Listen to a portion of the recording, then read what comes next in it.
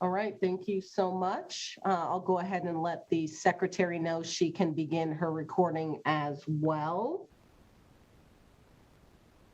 So, good afternoon. Welcome to the Senate Committee on Growth and Infrastructure. Will the secretary please call the roll? Senator Brooks? Here. Senator Hammond? Senator Pickard? Senator Spearman? Chair Harris? Here we have 3 members present. That is a quorum, and I will go ahead and have you please mark Senators Pickard and Hammond present as they arrive. And as always, I will endeavor to give you some type of audible notification as well. Our first item on the agenda is Senate Bill 204.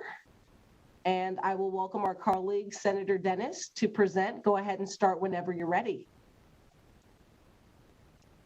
Thank you, Madam Chair, and members of the committee. For the record, Senator Mo Dennis, representing Senate District 2 in Clark County. I'm here today to present Senate Bill 204, which helps transform the DMV and how it operates. I'm actually excited to be able to present this today. I always like when we can improve things and make things better. As many of you know, the pandemic caused the DMV to shut down for 2 months last summer, and when it reopened, the offices have been limited to only 50% of normal capacity. That situation created a tremendous backlog, and the DMV is working hard to catch up. When the DMV put some services online, it turned out to be very effective. More than 70,000 Nevadans have taken advantage of the new option to renew driver's licenses online and save themselves a trip to the DMV. However, there are still a number of critical services which can only be conducted in person. This needs to change, and DMV knows it. Your committee has already heard bills supporting DMV's transformation, and this bill is an important piece of that effort. Section 1 of the bill allows the DMV to issue cards, certificates, or licenses in electronic form, but only if there is also a physical version document issued. Section 1 makes it clear that the person is still required to have the physical version with them in the vehicle unless there's already an exception in the law. NRS 482-255, as cited in Section 1, refers to the exception we enacted in Senate Bill 71 last session, which allows vehicles registered through the Motor Carrier Division to use electronic images in lieu of carrying paper registrations. Senate Bill 402 builds on that foundation by giving DMV the latitude to expand the use of electronic images and formats for licenses, registrations, and such. Section 2 gives the DMV the authority to establish an electronic branch office and to conduct transactions electronically, but only if the director has determined that transactions can be properly conducted by electronic means and if electronic transactions are not prohibited by state or federal law. Both of these provisions are enabling and not mandatory, but they give the DMV additional flexibility to migrate more services to electronic or online platforms, including the ability to offer a mobile driver's license or identification card. Some of these changes will take time, but this bill allows the DMV to start work on these options. To wrap up, I ask you to give the DMV the flexibility it needs to expand its offerings of online electronic transactions and help move the DMV's transformation mission forward. People who do not have internet access or who just prefer conducting business in person can still visit a DMV office and use a traditional driver's license or registration card. But for many Nevadans, the ability to conduct DMV transactions online will be an enormous time saver. Of course, the DMV will have to conduct an educational campaign to educate Nevadans about the new online options, and it will take time for people to get comfortable with the new platforms. But in the end, this transformation will benefit all Nevadans by eliminating or reducing trips to the DMV and shortening lines at the physical locations. And I don't need to remind you how many phone calls we get from constituents having to wait in lines at the DMV. This would help reduce those lines. And the other part that I just think is really cool is the ability, as we move forward, to be able to do electronic documents that we could submit, or as I mentioned, the driver's license, to be able to have that like on your phone. That would be really cool. Even though this still requires you have to have the regular driver's license, but I think these are all things that will help to make it more efficient and make it a better experience for everybody that goes to the DMV. So I urge your support of SB 204, and thank you again for the opportunity to present this bill. We also had Sean Sever, I believe, is here also to speak in support, and I'm happy to answer any questions whenever you wish to do that. Right now works. Are there any committee members who have any questions for Senator Dennis or Mr. Sever? Senator Spearman. Thank you. I couldn't find my hand raised button in time. Senator Dennis or Mr. Sever, here's a question I have. There's when you register your car, if you're a veteran, you get there's a certain tax exemption that you get. So will moving online allow you to take advantage of that as well as other exemptions that may exist? I would defer to Mr. Sever. Yes, Chair, if I may, I also have the Deputy Director here, Jude Herron, and we can answer that question if you Good afternoon, Chair. Deputy Director Jude Heron, Department of Motor Vehicles. Through you to the Senator Spearman. Thank you, Senator. We do have those abilities now. What our belief is as we transform this process into a kind of a cloud-based system, we will have the ability to take this not only into that cloud-based system, but provide new tools in our toolbox to capture things that we've never been able to capture before in the existing car system that we have today. So we're really excited about this approach. Thank you. Are there any other questions at this time? Okay, seeing none, we'll go ahead and move on. BPS, please open the line for Madam Chair. Oh, sure, Senator Dennis, yes. Sorry, I believe that Mr. Sever might have some comments that he wanted to make before we went on, but they're probably the same as what I gave, but I know he has some. Let me first note Senator Pickard has joined us, just for the record. And Mr. Sever, I believe, do you want to testify in support of the bill or in neutral?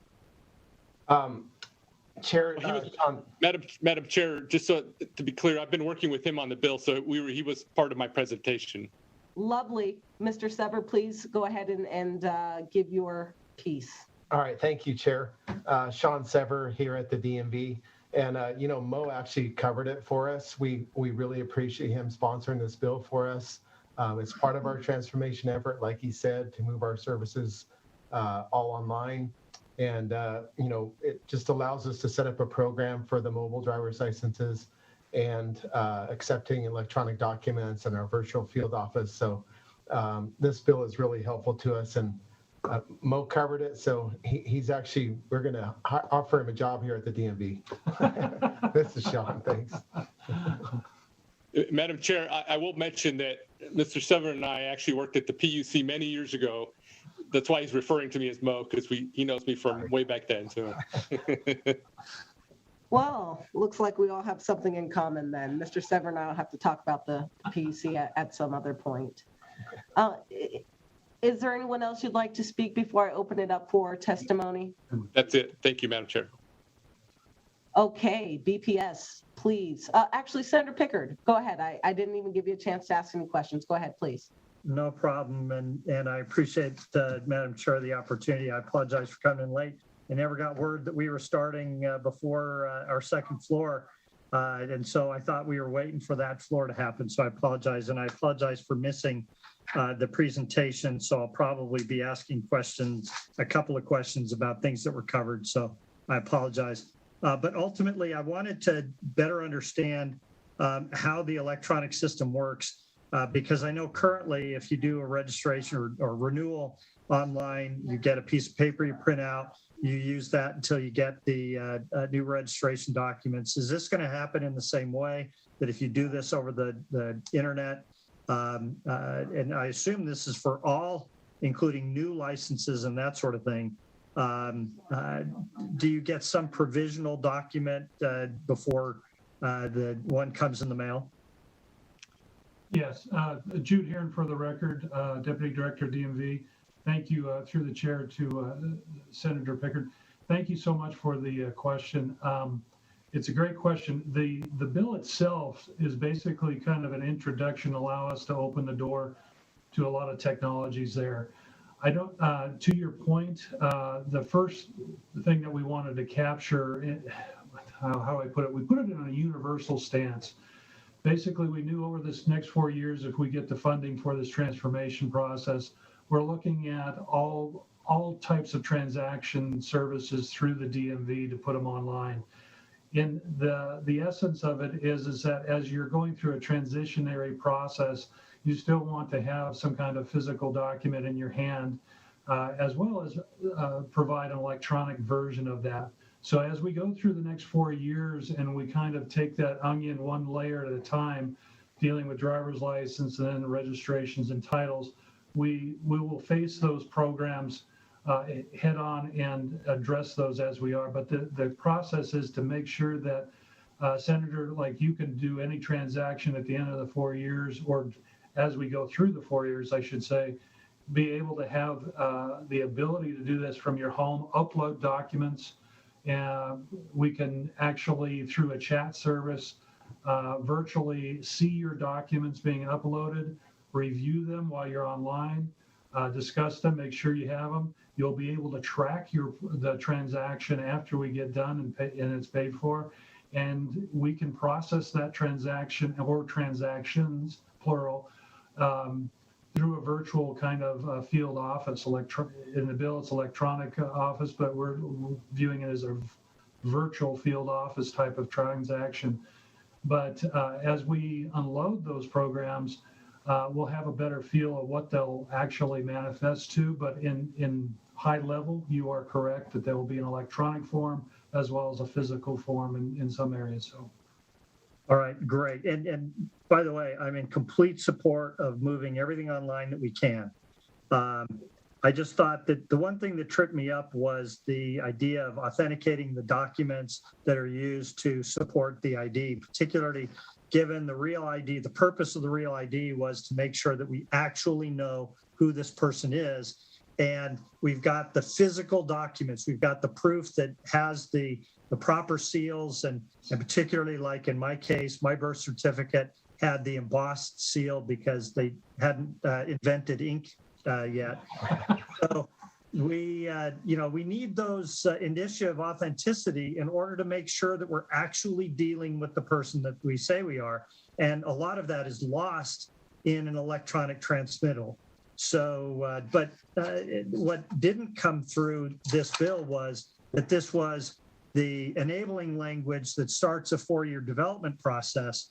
And now that I know that, I'm much more comfortable with it because it sounds like, and correct me if I'm wrong, that this is just enabling language, but you will, through regulation, come up with the standards of care and authenticity that, or authentication that will give you that the confidence that you're meeting the Real ID criteria. Is that accurate? Yeah, Jude Heron, Deputy Director of DMV. Thank you, Senator. Great question, because really what you just opened the door on is some new information from the federal government. Basically around January of this year, they passed a bill in Congress that allows, and it was based on the Real ID bill, and Homeland Security actually was able to expand the criteria, their regulations, so that each of the jurisdictions in the nation in the DMVs in each jurisdiction of the nation, can have and work on technology for that very same thing, Senator, as the driver's license, around the driver's license, Real ID, and so forth. We have right now, to speak to the authentication and verification systems, we have one of the vendors that we have right now is also a vendor in many of the jurisdictions, DMVs throughout the nation. They've been working with AMVA, our DMV hub service, as well as Homeland Security and they have an actual system that we're looking at in aligning with in our current contract and amending to down the road once this comes available. And it's around the authentication and verification process that you speak of, Senator, because that is crucial for every DMV. We cannot compromise our system on that. And thank you for bringing that up, because that's still a high priority that we maintain that system. And they have a system in place now, and working with Homeland Security, our understanding is those regulations could be done by the end of this summer, which then takes us through that process of working with the vendor, looking into that system, expanding that contract. We're looking probably within the next 18 months to 2 years to actually having something in place to allow us to do that, which will be right in theoretically about halfway into our transformation process at that time, which will be perfect timing. All right, perfect. And so the July 2021 effective date, is that properly aligned with what you need? Yes, Senator Jude here for the record, you are correct. Okay, thank you. Thank you, Madam Chair. That was the extent of my questions. Okay. Anyone else from the committee have any questions before we open up testimony? All right, seeing none, BPS, if you could please pull the line for those in support of SB 204. Thank you, Chair. Callers, if you'd like to testify in support of Senate Bill 204, please press *9 now to enter the queue.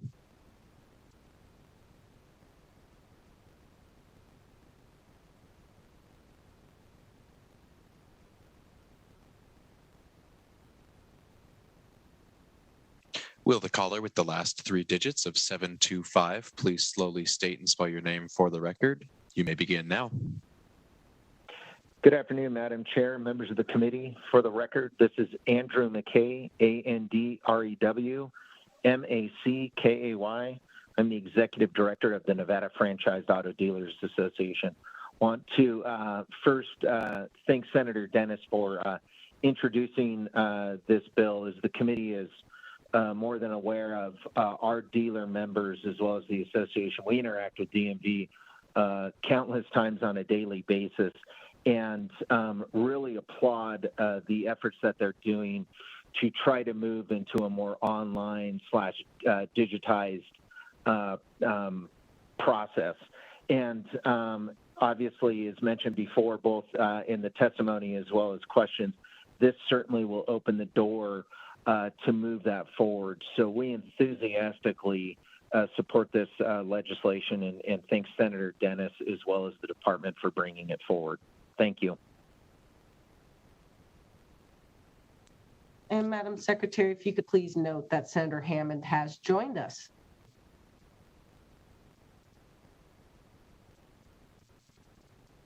All right, thank you, Chair. This is BPS again. Callers, if you'd like to testify in support of Senate Bill 204, please press *9 now to enter the queue.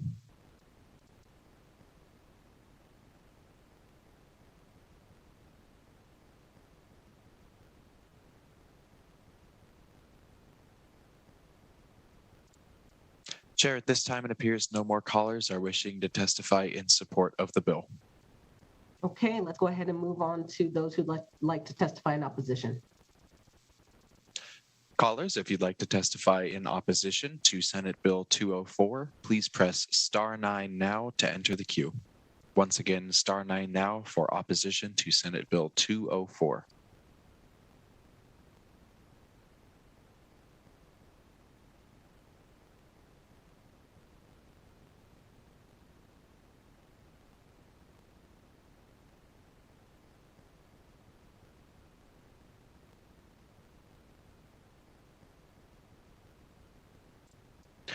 Chair, at this time, it appears no callers are wishing to give testimony against Senate Bill 204. Okay, let's please proceed to those who'd like to testify in the neutral position. Absolutely. Callers, if you'd like to testify in a neutral position for Senate Bill 204, please press *9 now to enter the queue.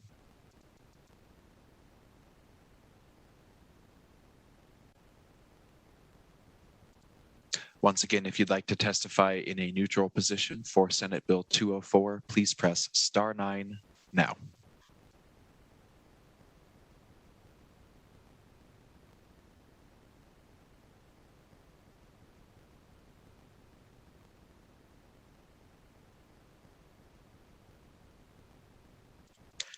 All right, Chair, at this time, it appears that no callers are wishing to give testimony in a neutral position either. Okay, we will go ahead and close the testimony then, and I'll turn it back over to you, Senator Dennis, if you'd like to make any closing comments. Thank you, Madam Chair. Once again, just want to bring up the fact that this is enabling legislation, so it's going to allow the DMV to be able to start that process to move us into the electronic age and be able to make it easier for people, as we've seen during the pandemic, that they could do documents and other things. Look forward to the day when we can carry our driver's licenses on our phones and have all our documents that way, and be able to not have to wait in the long lines. And hopefully this will help lessen some of those lines for those that wish to do it in person. I think this gives the legal ability for DMV to move forward as they do all the other things that they have put on their schedule to put forward, especially over the next 4 years. And it's going to benefit all Nevadans because it will not only make it easier for the electronic version, but also shortening the lines at the physical locations. And so I would urge support for passing this bill. Thank you, Madam Chair. All right, thank you, Senator Dennis. With that, we'll go ahead and close the hearing on SB 204. Just for everyone's information, we may be going to the floor any moment now, and if that happens, we will have to recess the committee. Senator Goycochea, I hope you don't mind. I'm going to take this out of order. Senator Dennis has another bill on Senate Bill 259, and since I'm probably going to have to call you back after recess anyway, we're going to go ahead and move to 259 and hear 232 after that. Senator Dennis, we'll go ahead and open up the hearing on SB 259. Thank you, Madam Chair. Thank you, and thank you for the members of the committee also. For the record, still Senator Mo Dennis, representing Senate District 2 in Clark County, and I'm here today to present Senate Bill 259, which addresses tow car operators. The idea for this bill came from a discussion I had with a tow car operator who was concerned about the level of training for operators in the industry. Tow car operators are required to receive certificates of public convenience and necessities, called CPN. Sometimes you see them on the side of vehicles, from the Nevada Transportation Authority, the NTA, and they are regulated by the authority. Under existing law, tow car operators are required to comply with the statutes and regulations affecting motor carriers, but trying to keep up with new regulations and bills passed during the legislative session is no easy task. And I know this because I passed some bills in the past, and sometimes it takes a while for it to get down to them that they actually start to implement.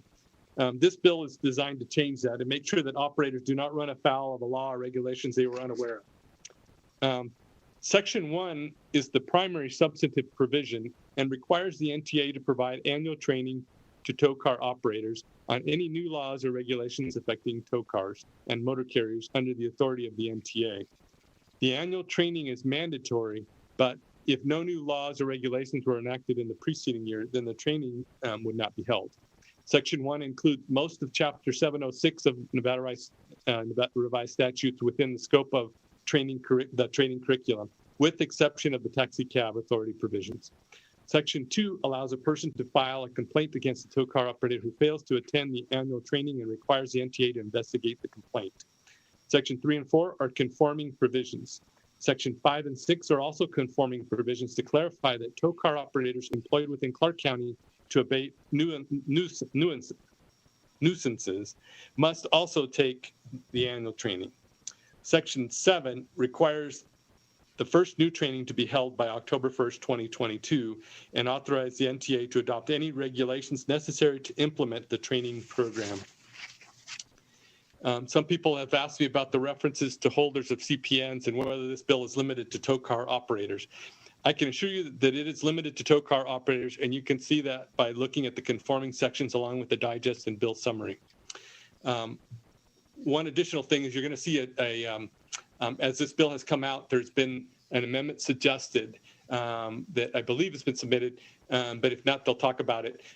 It actually makes this bill better because it also, in the amendment, it will also require the investigators that work for NTA to also receive the same training, so that everybody's getting the same training on these new regulations and in these new laws, which I think will make for better implementation of the laws. So with that, that concludes my remark, and thank you again for the opportunity to present SB 259. I'm happy to answer any questions, and also the chair of the NTA, Dawn Gibbons, is here to testify. Thank you, Madam Chair and Senator Dennis and distinguished members. For the record, my name is Dawn Gibbons. I'm Commissioner and Chair of the Nevada Transportation Authority. And the NTA is very excited about Senate Bill 259 as having the tow operators and the NTA together in a personal and laid-back environment where open communication can be shared with each other and allowing topics and sharing issues that are happening in the industry. As this bill states in section 1.1, the NTA knows that they will have to provide to the tow company operators each year in our training sessions for any new provisions added to NRS 706.011, to NRS 706.791 inclusive, and new regulations that have been adopted by the authority. And we understand if there are no provisions or regulations that are new, then we are not required to have a training session.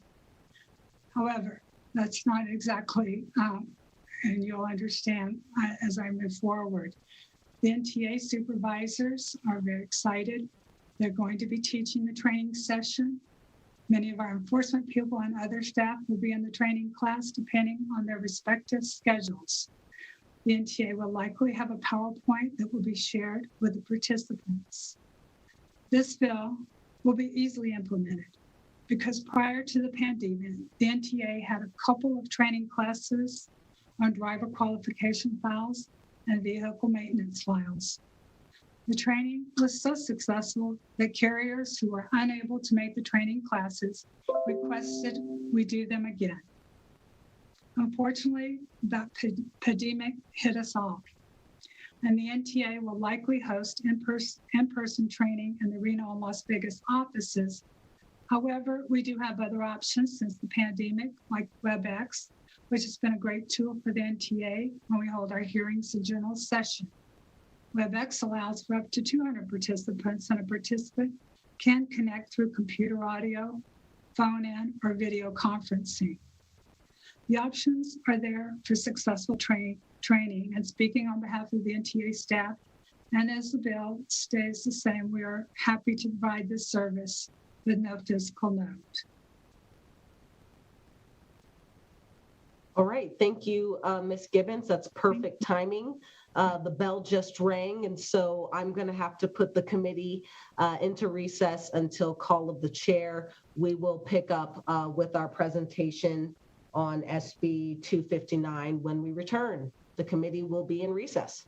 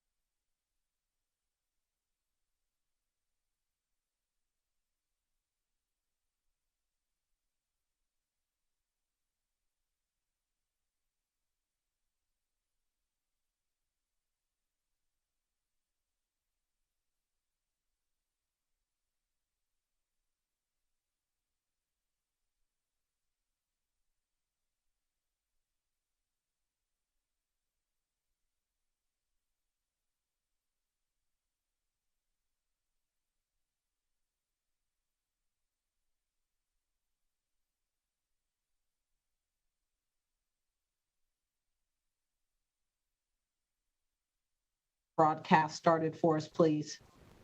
Yes, hang tight 1 second and I'll talk with BPS. Chair Harris, we are unmuted and you are ready to go. All right, and I will again cue the secretary to go ahead and start her recording as well if she has not already. Welcome back from our brief recess. We are in the middle of the hearing on Senate Bill 259. Senator Dennis, I'll turn it over to you if you have some additional comments before we turn to testimony. I don't know that I have any additional comments.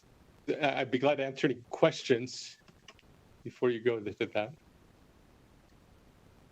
Do the committee members have any questions?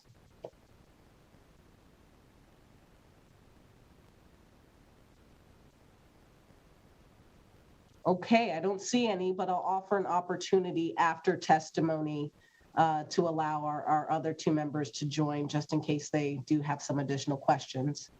BPS, go ahead and please open it up for testimony then in support of SB 259. Thank you, Chair. Callers, if you'd like to testify in support of Senate Bill 259, please press star 9 now to enter the queue.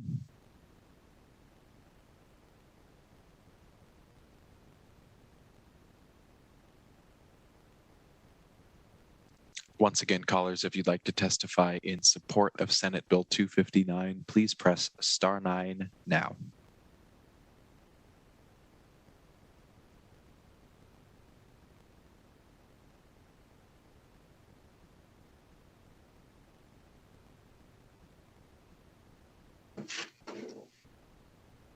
All right, will the caller with the last 3 digits of 422 please slowly state and spell your name for the record? You may begin now.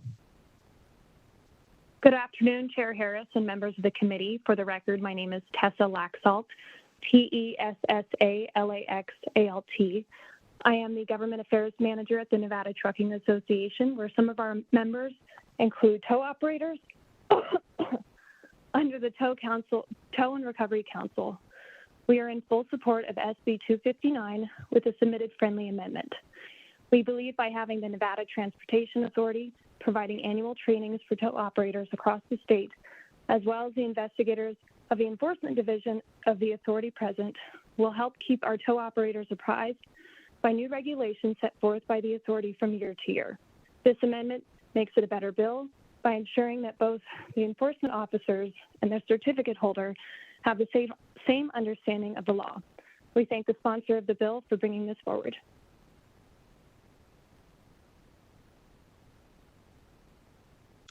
Thank you, caller. Callers, if you're just now joining us and you'd like to give support for the bill, please press star 9 now to enter the queue.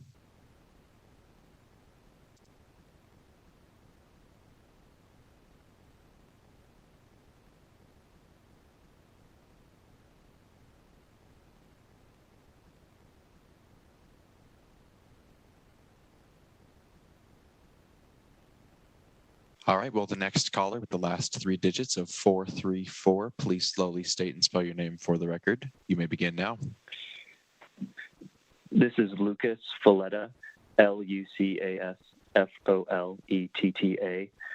with McDonald Toronto on behalf of the tow operators of Northern Nevada. We're here to provide supportive testimony. We appreciate the bill sponsor working with us on the bill. As I think I heard a prior individual saying, it's our view that the amendment strengthens the bill and ensures that both the regulator and the regulated entities are on the same page in terms of, what law changes have transpired in the recent past. And we're hopeful that'll increase communication amongst those entities and ensure a smooth kind of transition as we change laws and rules going forward. Thank you very much.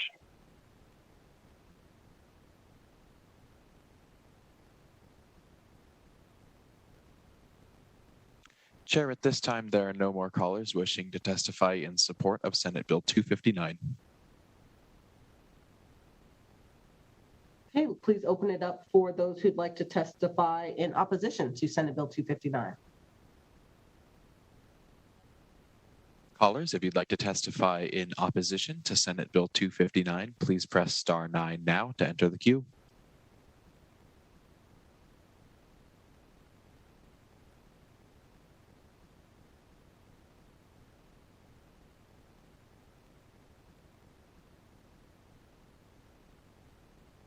Chair, at this time, there are no callers wishing to give testimony against Senate Bill 259. All right. Can we go ahead and open it up for testimony in the neutral position? Absolutely, callers. If you'd like to testify in a neutral position for Senate Bill 259, please press star 9 now to enter the queue.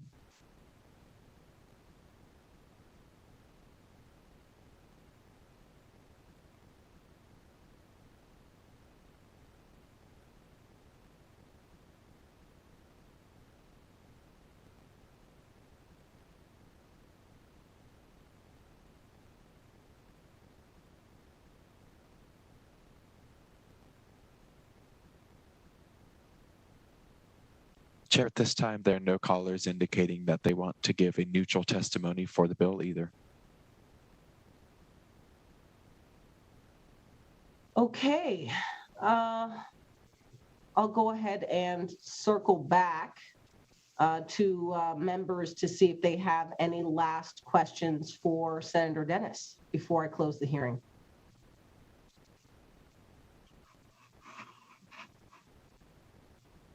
All right, not seeing any. Senator Dennis, would you like to make any closing comments? Thank you, Madam Chair. This is, with the being able to work together to come to a solution with the amendment, really does make it a better bill, and it allows tow operators to be brought up to speed on what all the new things that we do here, as well as regulatory-wise from the NTA, and also it brings up the investigators and other staff so that everybody's on the same page and they can implement the new laws and things. So appreciate support and on the bill, and I think it's a good step forward to help bring everybody together and everybody understand what's going on. Thank you, Madam Chair. All right, thank you, Senator Dennis.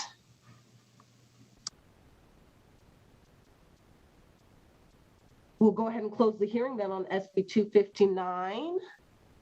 And I will welcome our colleague, Senator Goycochea, to present Senate Bill 232. Senator, go ahead and begin when you are ready.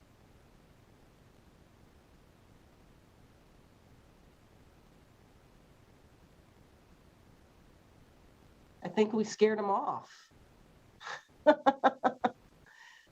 I'll go find him. All right, the committee will be in just a very short recess until we get Senator Goycochea back with us.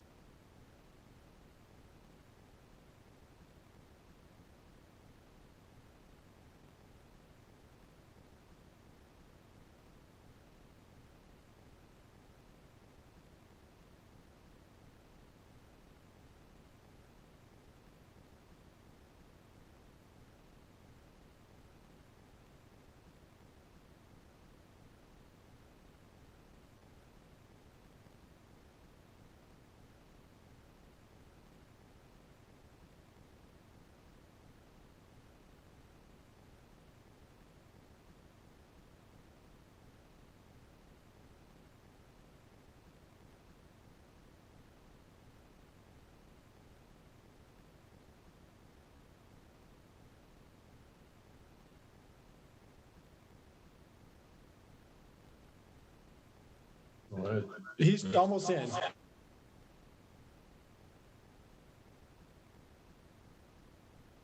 All right, the committee will come back to order. Thanks. Welcome, Senator Goycochea. Okay. You can go ahead and start your presentation on Senate Bill 232 whenever you're ready.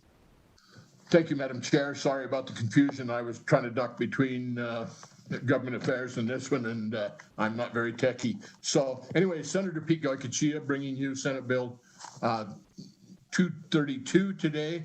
And in the younger generation, these kids call this a no-brainer. I like to call it just kind of a common sense bill.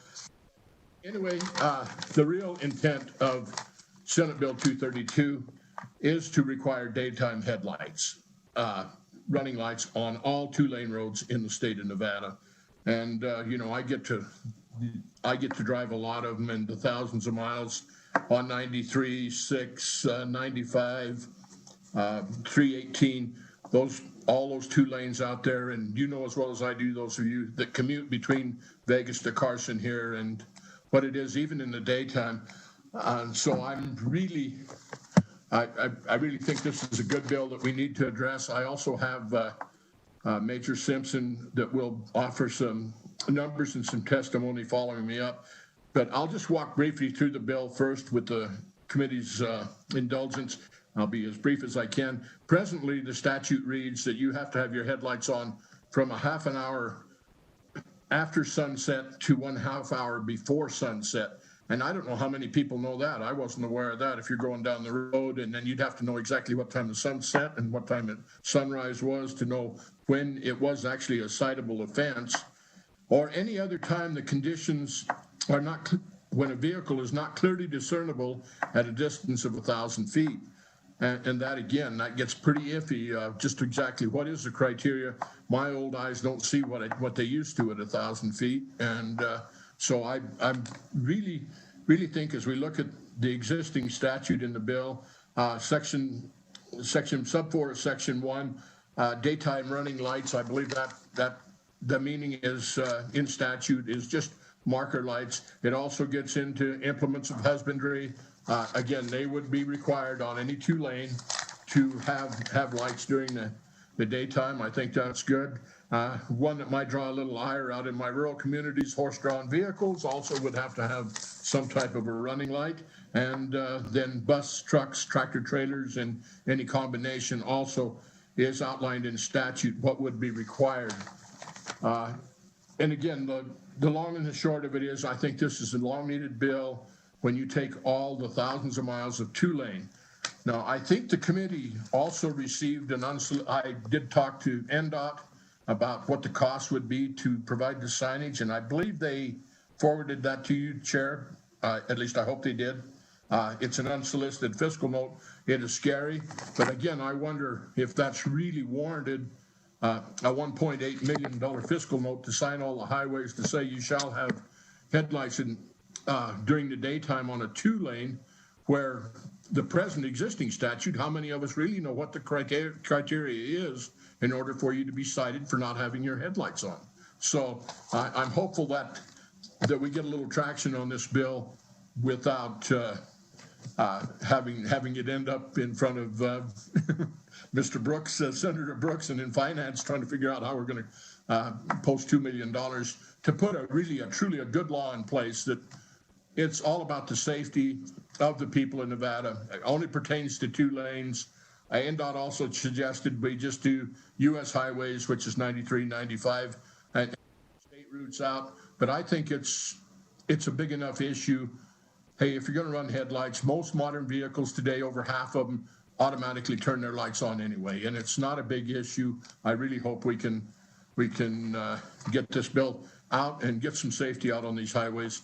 And with that, I'm open for any questions, but I want to make sure the committee understands the real expert, Major Simpson, will be following me up. He's the commander for the Northern Command with the NHP, and he has the real stats and numbers. So, but I will stand for any questions right now. Thank you, Madam Chair. If it's okay with you, Senator Goycochea, I'd like to go to Mr. Simpson before I take any questions. That's fine. Good afternoon, Madam Chair. I'm Major James Simpson with the Department of Public Safety, and I'm the Deputy Chief of the Nevada Highway Patrol and Northern Command. The Department of Public Safety and the Nevada Highway Patrol are in support of Senate Bill 232. First, I'm going to present some data as it relates to the daytime running lights. The Department of Public Safety, the Office of Traffic Safety, has received information today from the National Highway Traffic Safety Administration, NHTSA, regarding daytime running lights. The stats provided are from multiple studies conducted over the years. Some of the data we have is daytime running lights reduce opposite direction daytime fatality crashes by 5%. That would be on the 2-lane roads where you have vehicles traveling at each other in both directions. Daytime running lights reduce opposite direction angled daytime fatal crashes also by 5%. That'd be vehicles from intersections, so you can actually see the cars coming. On the roads where the senator works, you have US 93 and State Route 229 kind of meeting there south of Wells, and that would be one of those areas too, as well as Loggies Junction in the area where the senator works. Daytime running lights on non-motorists, pedestrians, and cyclists. Those who have them, daytime fatalities and single vehicle crashes, the studies show they're reduced by 12%. And a really big one is the daytime running lights reduce daytime opposite direction fatal crashes of a passenger vehicle with a motorcycle by 23%. Another study, and these are all studies that NHTSA gave us, show that daytime running lights in light trucks and vans significantly reduced light truck and van involvement in two vehicle crashes, would be head-on crashes, by 5.7%. And 5% might not seem a lot, but if you have 200 fatalities a year, that's potentially 10 less people dying in crashes on our roadways in that year. And for those families, that is significant.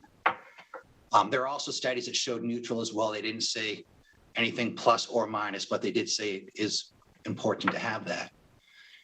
And I want to speak to you not only as a deputy chief of the Nevada Highway Patrol, who's responsible for over 200 plus troopers, but as a parent of 3 boys who drive on these 2-lane roads that the senator mentioned here in rural Nevada.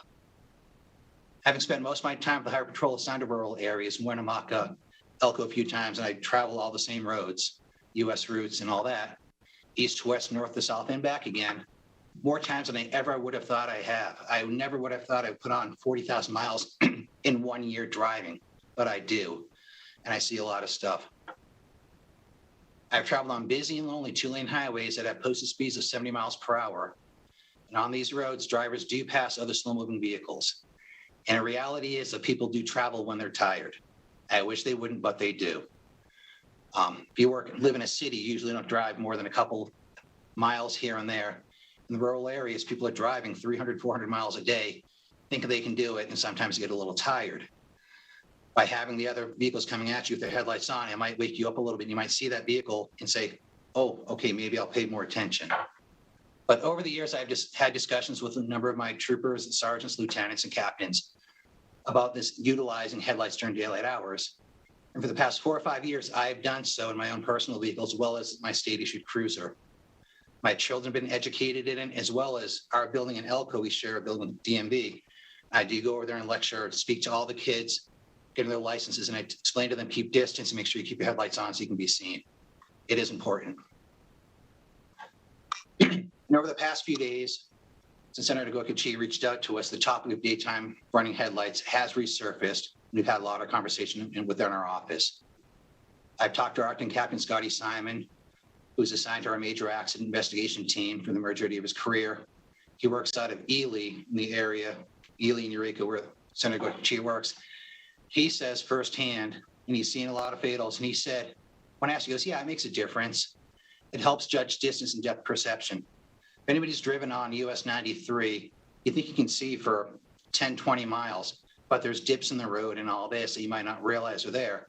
And the headlights on, you actually do take note of the vehicles. I spoke to Lieutenant Howell, who's actually sitting in the corner here, telling me to not speak too fast if I do.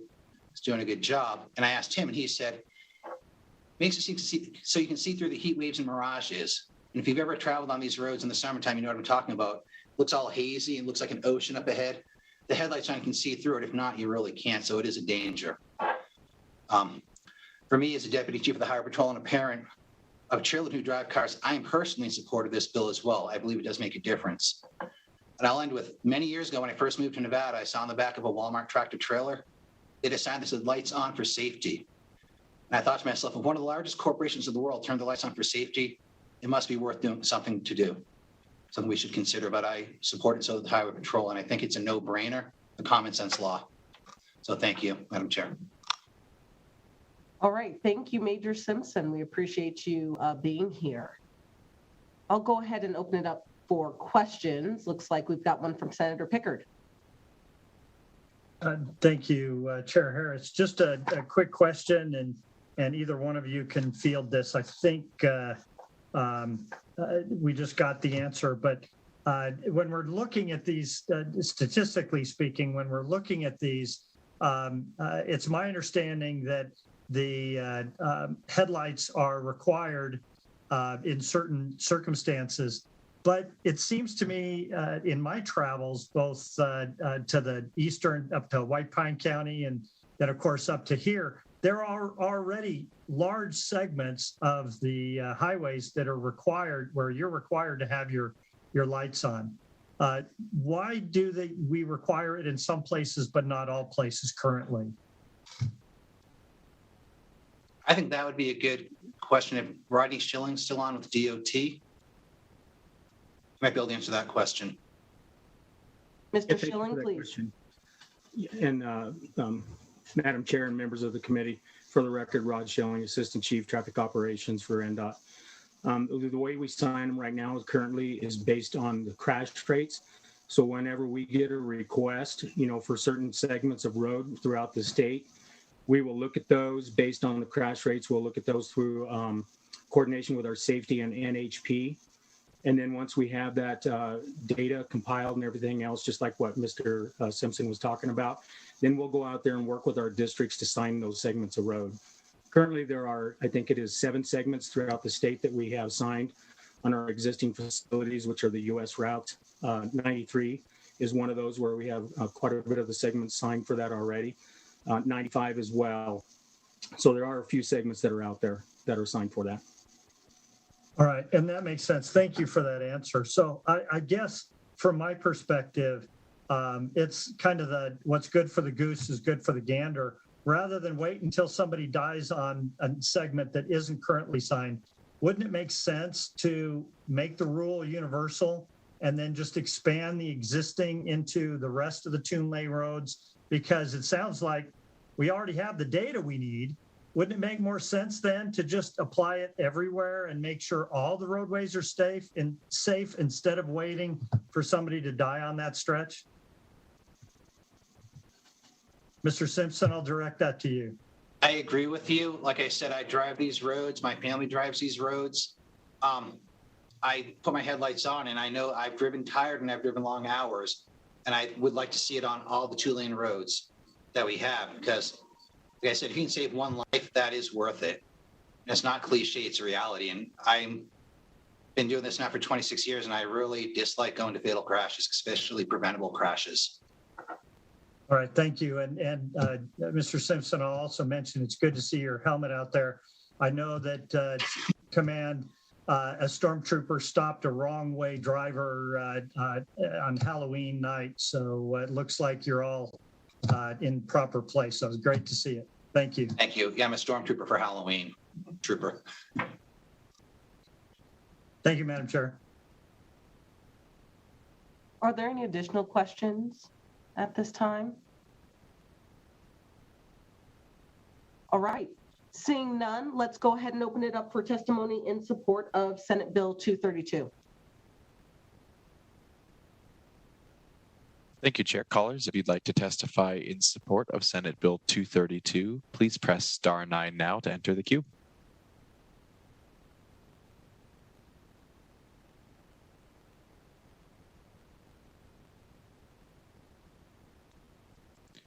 Will the caller with the last 3 digits of 422 please slowly state and spell your name for the record? You may begin now.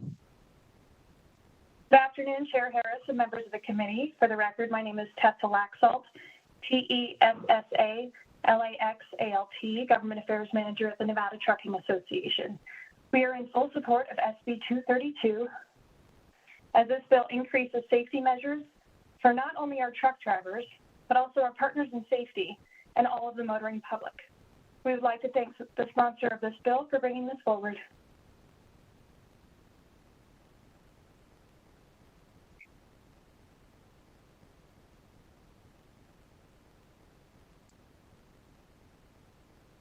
All right, Chair, at this time, there are no more callers wishing to testify in support of the bill.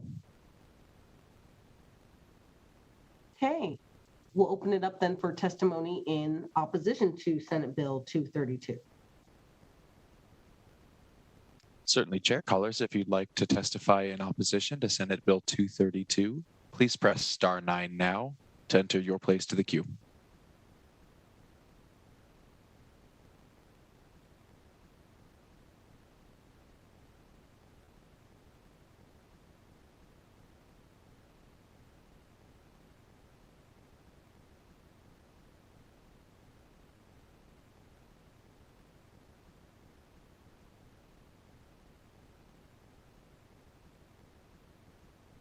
Chair, at this time, there are no more callers wishing to testify in opposition to Senate Bill 232.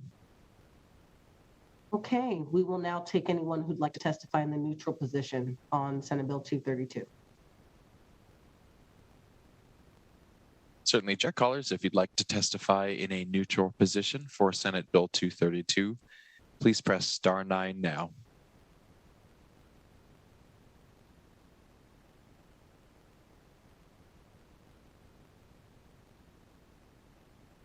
Chair, the public line is open and working. However, there are no more callers at this time. All right, we will then close testimony. I'll send it back to you, Senator Goycochea, if you'd like to make any closing comments. Thank you, Madam Chair, and I want to thank the gentleman from the Highway Patrol and NDOT. I do hope we can look at this bill a little bit and see if there's some way we can either reduce or move the fiscal note on it.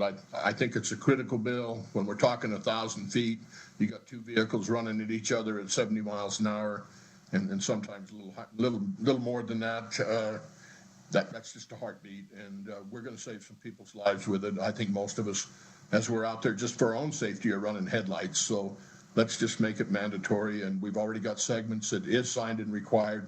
Let's just make it a state law. If you run in a 2-lane, run headlights. Thank you, Madam Chair. Thank you, members of the committee. All right, thank you, Senator. We'll go ahead and close out the hearing then on Senate Bill 232. We don't have any committee BDR introductions today, although I anticipate over the course of this week, we will be getting a couple, so please be on the lookout for those in your emails. I will now open it up for public comment. Thank you, Chair. At this time, the public line is open and working, and there are still no callers. Okay. Are there any closing comments from the members before we adjourn?